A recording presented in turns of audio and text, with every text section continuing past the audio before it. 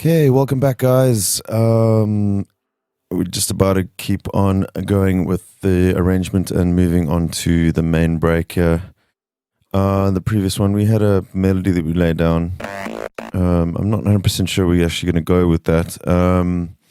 I've given this a few listens and just done a little bit of housekeeping. As you can see, I've just neatly organized a lot of the stuff into separate folders. And it's really important to do this a couple of times during your track just to kind of, keep things organized, because when it comes down to the mixing and stuff later on, you really want to know what you're looking at and where to find certain things. I'll just quickly run through this. I don't want to spend an entire session on cleaning up stuff. You've got various sweeps and things all organized here. The reason I put them into separate folders within the effects thing is because we've got quite a lot of stuff going on here. But particularly when I send these to groups later on, I like to send stuff to groups that kind of all have certain qualities to them. So the lower ones, for example, when I send these to a group, I will often low cut stuff just to make sure that I haven't missed any low cuts at some point. Obviously, you don't want the big drops and stuff, these bass heavy impacts and stuff going through to a group with a low cut filter on it. So I've just kept them separate. It just kind of makes it easier for me when I comp everything together later. I've kept all the tonal effects and pads in one section here. Pretty self-explanatory. The synth section is still a bit of a mess, just because that's all kind of working stuff still. These are all the sort of synths and lead sounds we currently have going. These ones here are the edits, which actually need to be colored. Let's make them a light red. These are the edits for the bass and kick bounces that we did earlier. The actual bass sounds are the red ones, and then we've got all our percussion there. So yeah, we've been doing this as we've been going, but I just kind of had a quick cleanup in case you're wondering where all the channels have gone. So I want to just move on to this section and another one or two changes that I just, whilst listening to this a few times, just to kind of see that everything was flowing properly. The vocals were kind of overkill for me in that breakdown, so I've just for now moved them to the end, and we can see if we can find a home for them. I do like them. I just just concerned that there was too much going on in that break. It was masking the lead that was playing too much. So the other concern that I had was this lead that we put down at the end of the last lesson, and I just felt that actually it might be better to go into something a little bit more minimal here, not a driving lead like that. So we're going to kind of make a few little stabby sounds that we'll render down to audio, add a few effects to, and kind of make a little groove with that. I just wanted to quickly get this transition set up properly here. You'll hear what I'm talking about. We need to get from this 16 bar section to this one here.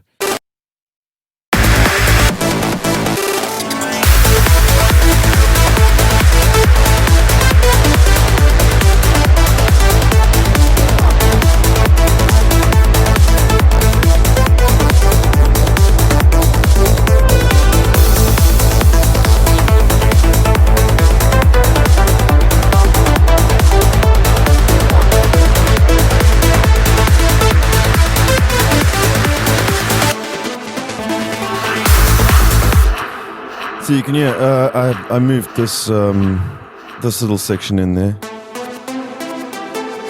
which kind of bridges the gap nicely. I just got to just turn off the delays on all these things.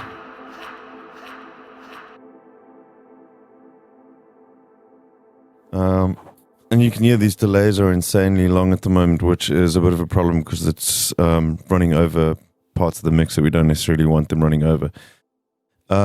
This one I'm less concerned about, but we might as well actually just put this down to audio just to make sure that it's not interfering with anything. Also, it's just a little bit more.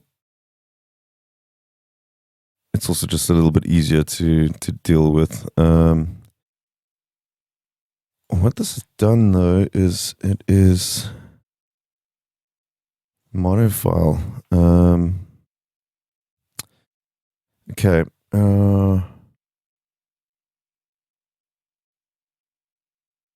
So I'm quite glad I caught this now because I'm not actually sure if we're on a stereo channel. We're on a mono channel as well.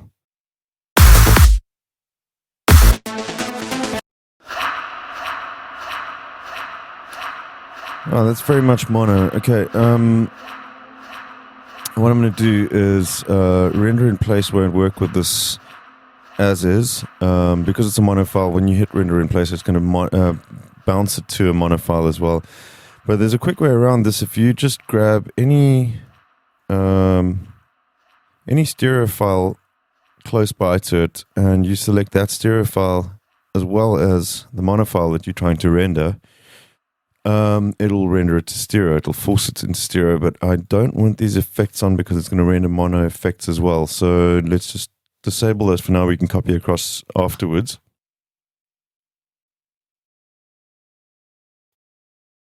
I'll hit render in place, and let's just wait for it to do its thing. All right, so as you can see, we now have a stereo file. I'm sure there are other ways to do that, but this is how I normally do it. I was a bit silly to take such a long section because that took forever to render. But normally I'd just be doing it with a small thing. So that just, and then obviously I just cut off the last little bit there because that I don't need. So now that we have it in stereo, we can just head over to that track, and the two effects that we disabled, we can just drag them across to the new channel. Everything should be intact. Now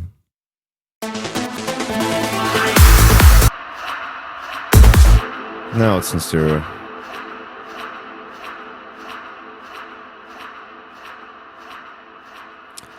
And that is way too long, that delay, so I'm gonna just quickly quickly grab a bounce of that as well, just so we got a little bit more control over it. I don't want it running that long. I mean, you can leave all the delays active and stuff, but it is a bit of a nightmare when you got this amount of channels in a track, and you're trying to keep track of all the inserts and delays running crazy all over the place. That's why I like to bounce the stuff to audio, especially with effect samples like this, where I've just got more control over how long the tail actually is. And also for me, when it comes to transitions and stuff, like you're going to see now in just a second, I find just simply slicing off a piece of audio is a lot quicker than going into automation and having to automate separate volume controls and create VCA faders and all this kind of stuff. You can do it like that if you want the ability to sort of recall what you've done and go and change stuff. But for a simple effect sound like this, it doesn't make sense to me. It's just easier to have the tails in audio so that you can cut and slice whatever you want, whenever you want. So that's that taken care of. I just want to quickly clean up this. We're going to have to bounce the leads playing as well, because they are also running delays and stuff, which I don't want to automate right now. I suppose we could, but let's just see.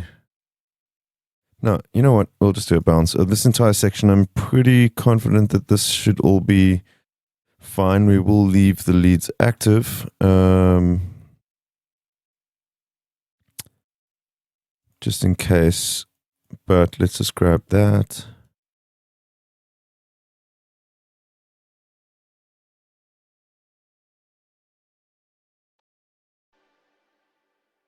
And we'll do a bounce of these as well.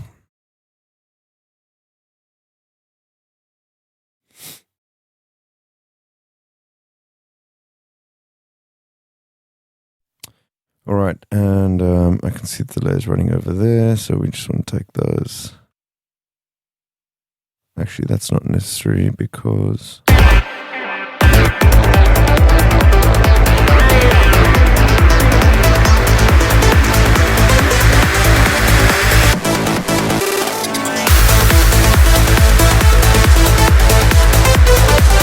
That's fine.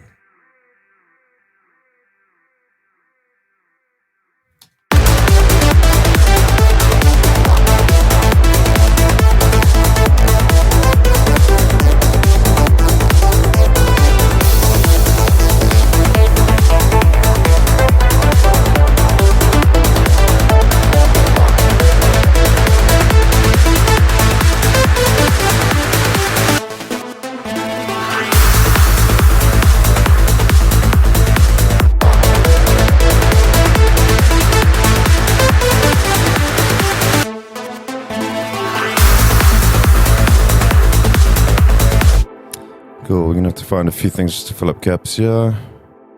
But I wanted it to kind of cut quite dry and then into that little extra riff. I want to make a balance of this as well because this is also a lot of delays going on, and I'd like this a little bit louder, and I might actually like to add a little reverse reverb to this as well, so we can balance that one as well.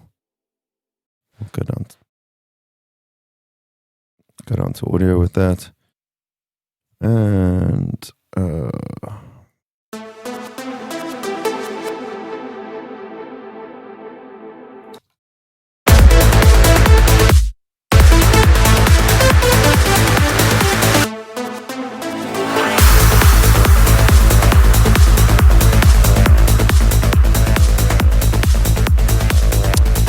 apologies, that's just the limiter that I'm running on my master just to kind of keep the level loud for me in the headphones.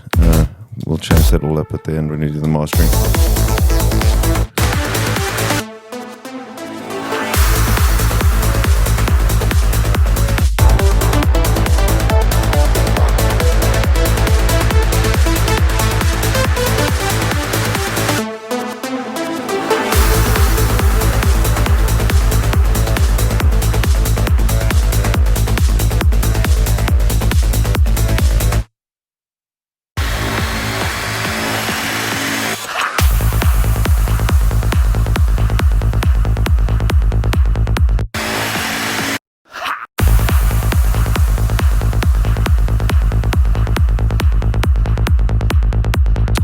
Those two can both be deleted since we've balanced everything we need from those.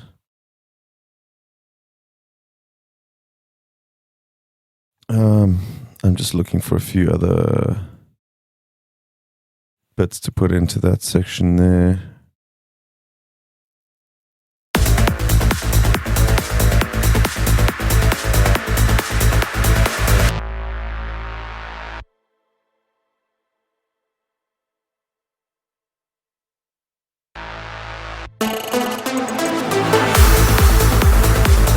Yeah, that's fine. I don't want to spend too much time on that. Like, we can just tweak that later on. And the gist of it is there. I don't want to spend forever just fiddling with the stuff now. So I'll come back to that in a little bit. Let's just get stuck into some of the lead content that we want to put, the synth content that we want to put into this section.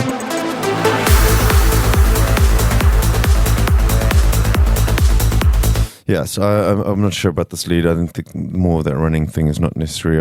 I've gone through a few presets and loaded up a few things. They all Anna 2.0s.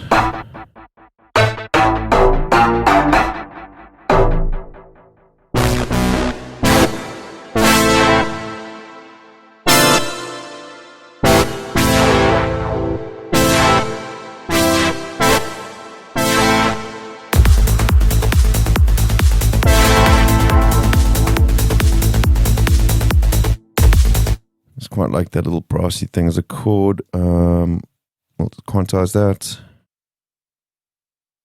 Quite simply, just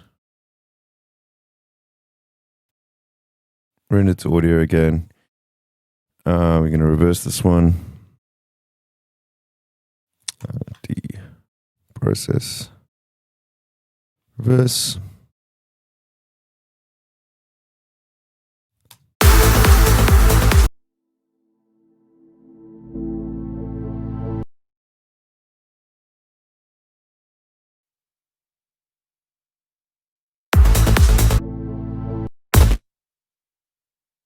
It's a little strange.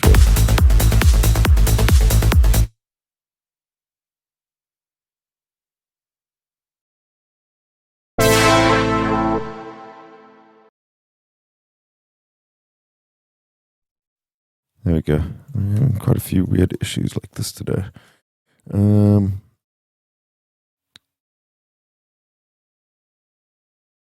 did it from here this time. Reverse and again.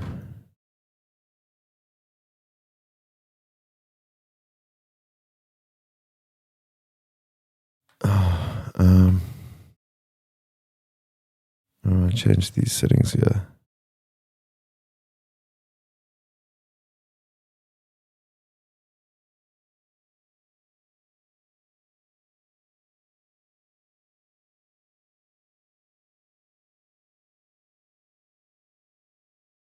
Process. Reverse.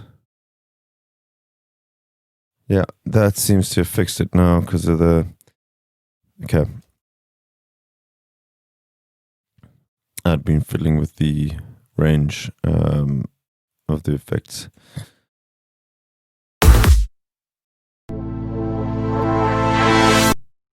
That's better. That's what I'm looking for.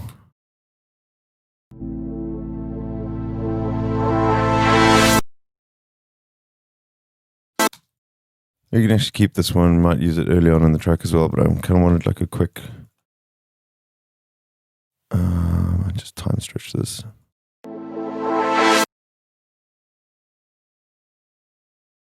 If it doesn't sound too crap. That's perfect. I think we're done with that brass. Don't need that.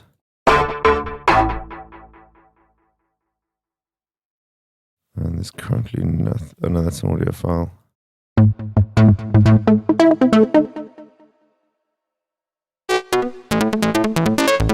Oh yeah, okay, this one is a patch that I created for Anna 2. Might use a little bit of this one just in the background.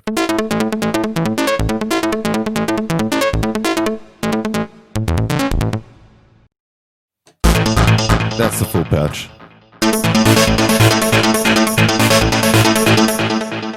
But I might just use a section of it, just take out the oscillators.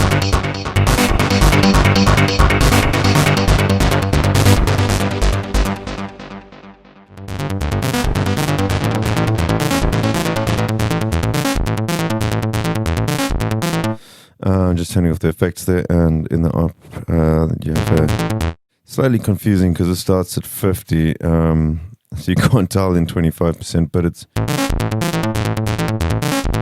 just have to do it by ear.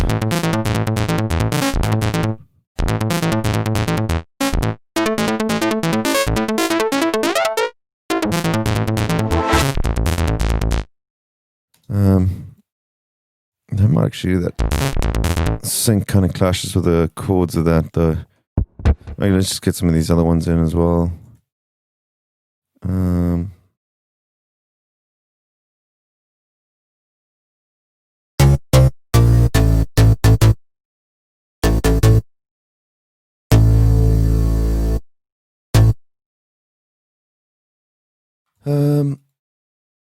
I might as well actually just show you guys the resampling in Cubase.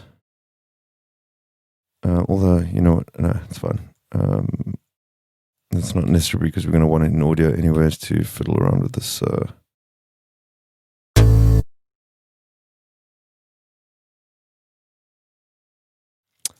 There we go. And...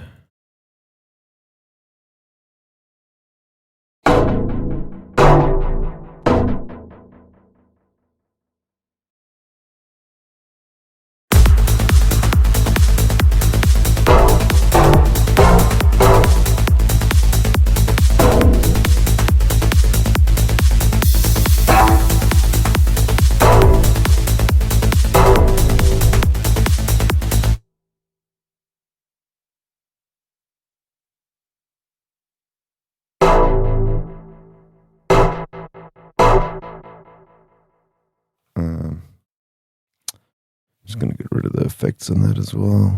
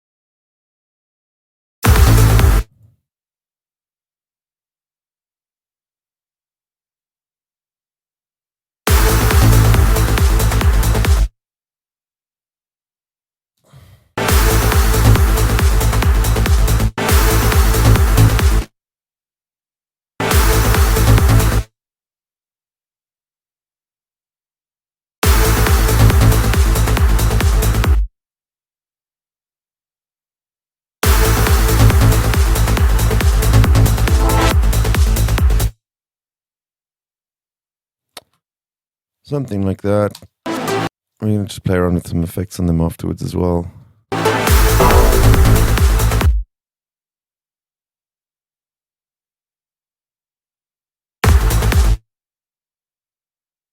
Let's go, yeah.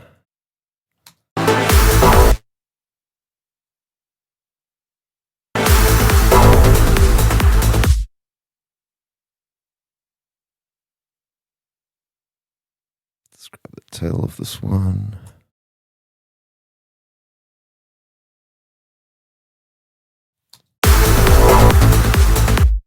It's kind of cool.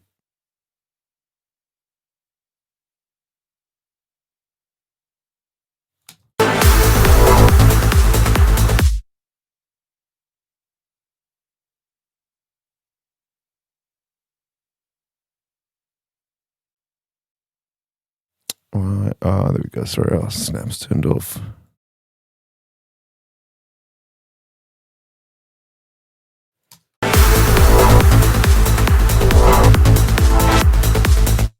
That's in the wrong place. There we go. I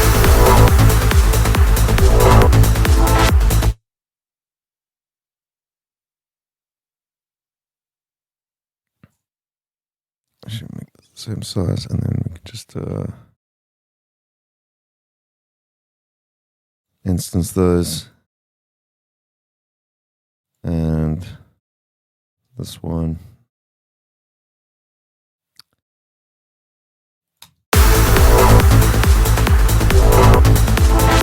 It still feels like it's slightly... All right. It is slightly off. Let's just do that, then we can get that one correct. There we go.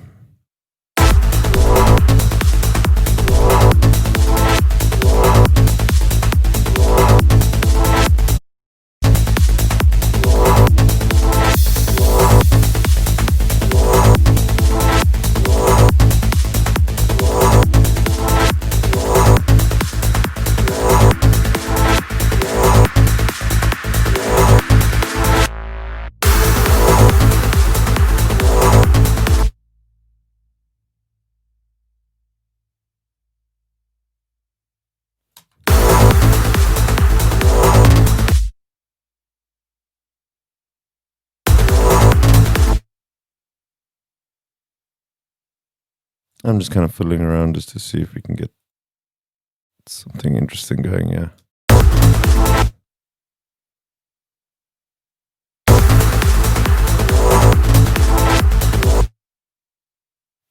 I do think I want to put something on this, though.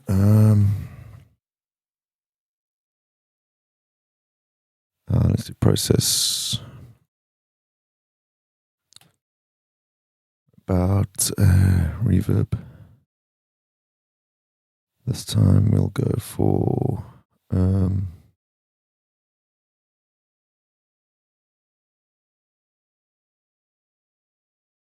I just want to put a little plate on there again because I kind of want this infinity thing on.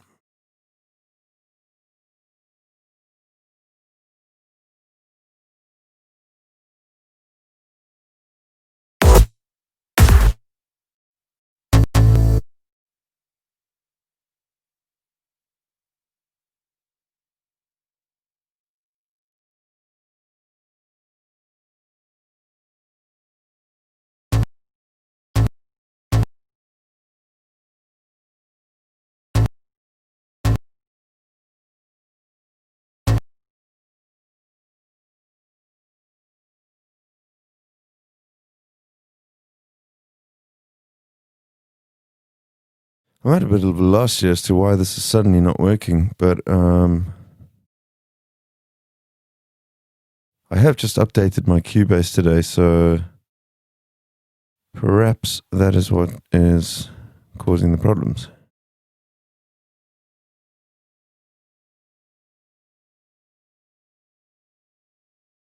Now it seems to be working.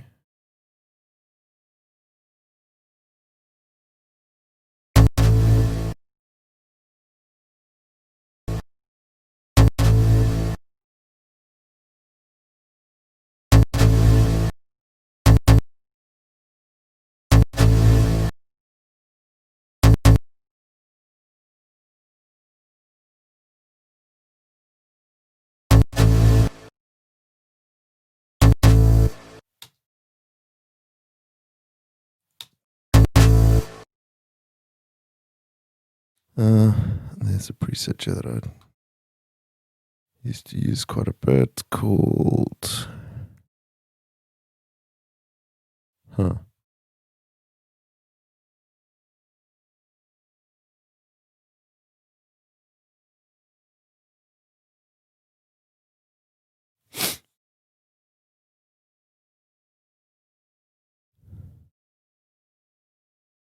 I can't find it there.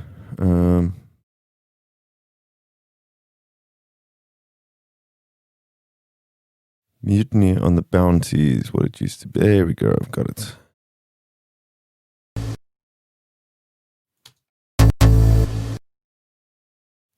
Just go all the way up with that.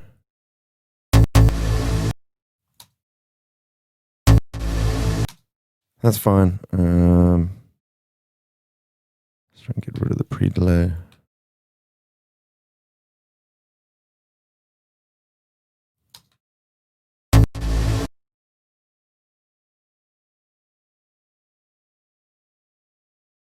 We'll just crossfade those two.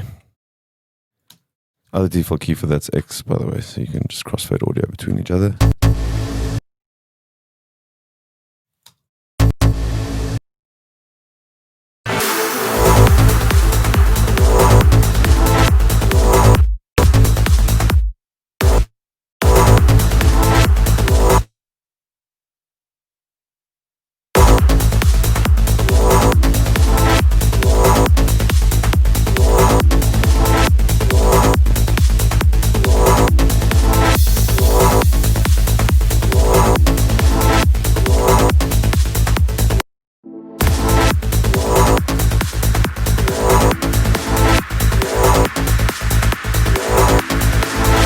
And this needs an auto pan.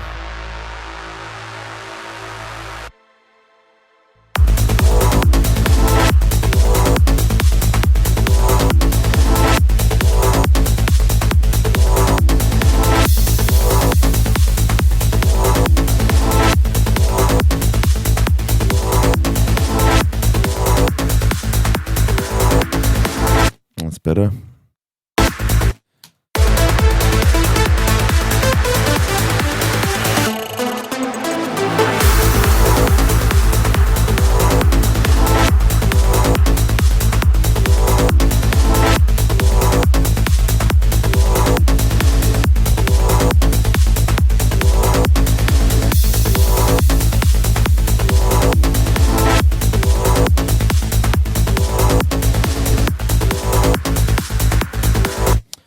Cool. So at this point, I'm gonna start coming into the main break. We're gonna bounce down these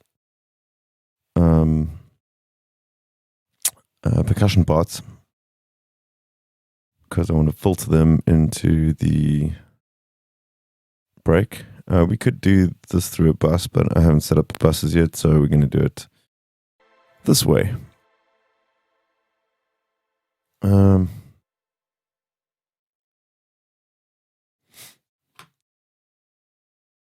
So filter.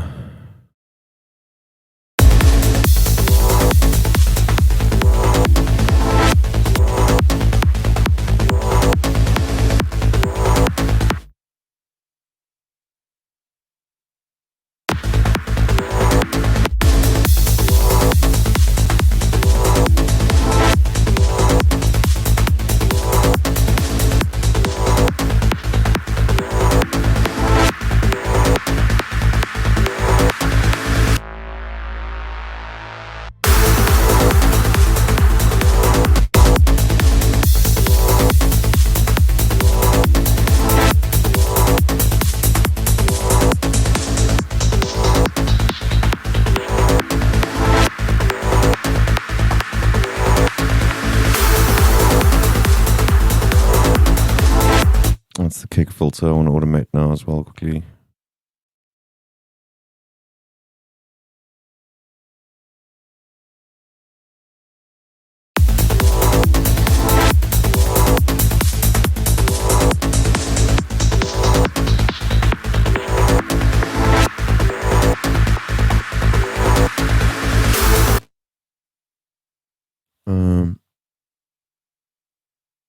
do the same on the bass line as well. We're going to just pull the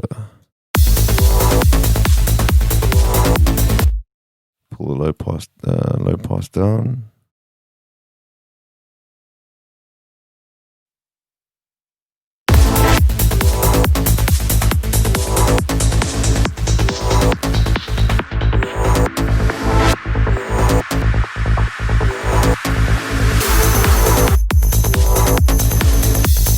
Oops. I'm not sure why that one is actually in there.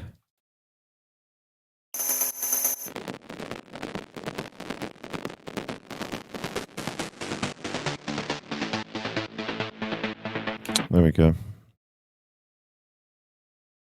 Cool.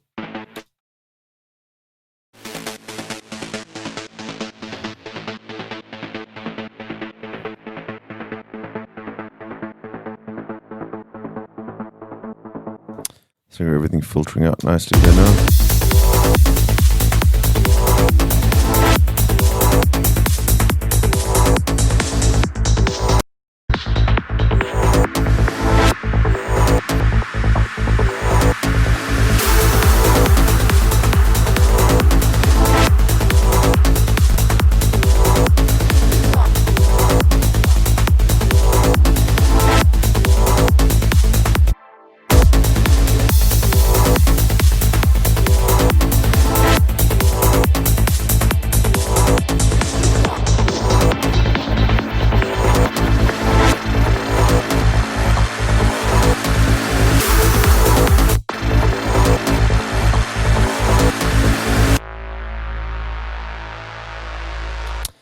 Cool. So we are pretty much into the break now. Now we got to find a main lead and more automation and effects in the break section as well. We'll come to that in the next lesson.